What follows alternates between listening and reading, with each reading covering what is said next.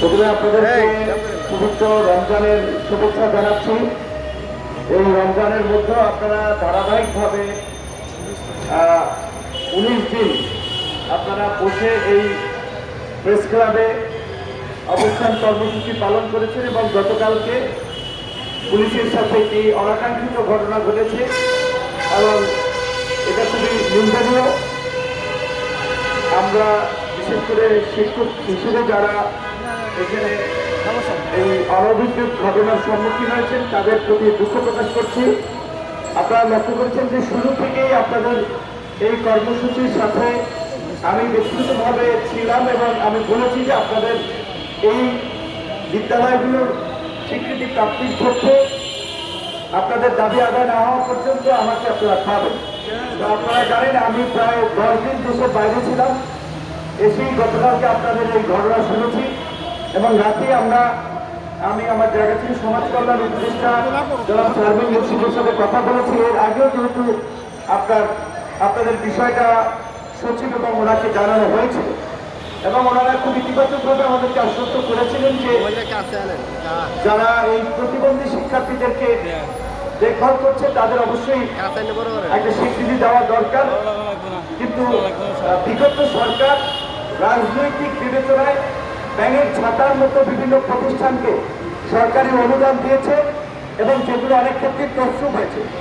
আজকেও যে আমরা যেহেতু উপদেষ্টা দেশের বাইরে, তার পক্ষ থেকে সচিবের সাথে আপনাদের প্রতিনিধিরা গিয়ে আলোচনা করেছেন।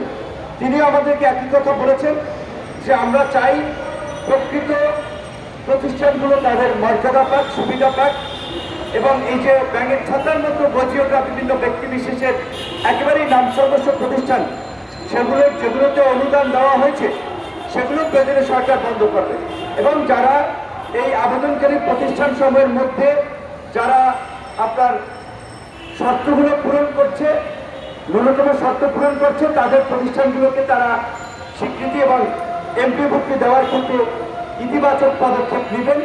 যেহেতু উপদেষ্টা দেশের বাইরে আছেন, তিনি আপনার দেশে আসলে এই বিষয়ে তারা ফাইনাল নীতিগত সিদ্ধান্ত নেবেন। আজকে সচিব আমাদেরকে আশ্বস্ত করেছেন যে তিনি আপনাদের এই দাবি দাওয়াগুলোর গ্রাউন্ড তৈরি করে যেন আপনাদের বিষয়ে সিদ্ধান্ত নেওয়া যায় সেই বিষয়ে তিনি কাজ করবেন। এখানে দুইটা মন্ত্রণালয় জড়িত, একটা সমাজ কল্যাণ আর একটা অর্থ মন্ত্রণালয়।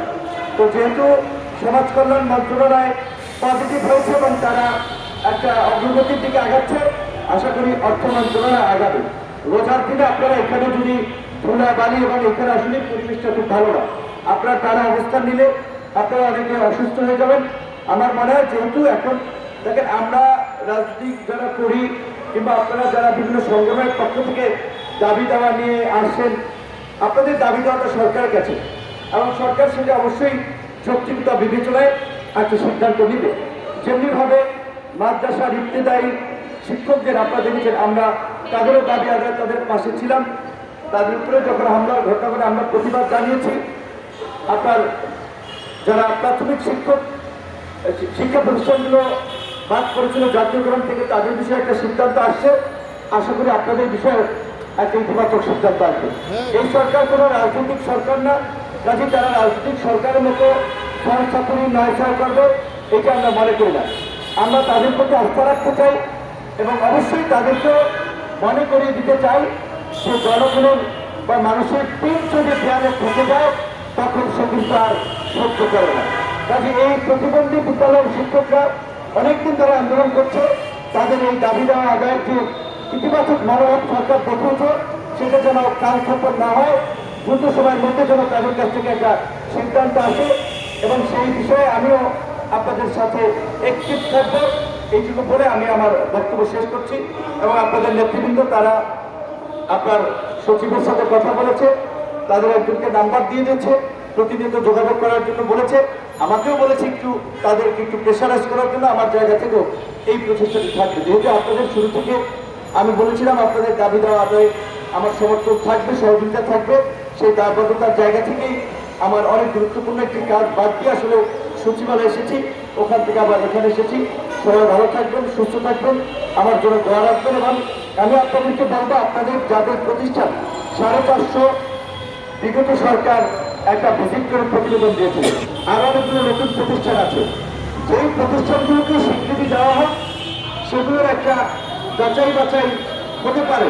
দৈর্ঘ্যচয়ন পদ্ধতিতে যে কোনো প্রতিষ্ঠান একটা ভিজিট কিংবা দেখার জন্য যেতে পারে।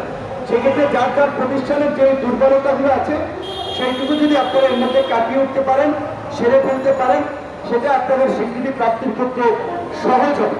এবং বিদ্যালয় পরিচালনার যে বিধিবিধানগুলো একটা কমিটি, শিক্ষক হিসেবে যারা আছেন তাদেরও এই প্রতিবন্ধী, বিশেষ করে ওনারা অনেকে বলেছেন যে অনেকে শিক্ষক হিসেবে নেওয়া হয়েছে, তারা দেখা যায় এই বিষয়ে আবার ধারণাও নেই। প্রতিবন্ধী বিদ্যালয়ে যারা পড়াবে, যারা টেক কেয়ার করবে, তাদের তো এই বিষয়গুলো একটা কিন্তু ধারণা থাকতে হবে। তো আপনাদের এই বিষয়গুলো যদি আপনারা এর মধ্যে আপনার দুর্বলতাগুলো কাটিয়ে উঠতে পারেন কিংবা আপনারা মেরামত করতে পারেন, তাহলে আশা করি ম্যাক্সিমাম প্রতিষ্ঠানগুলোই স্বীকৃতি পাবেন। ধন্যবাদ আপনাদের।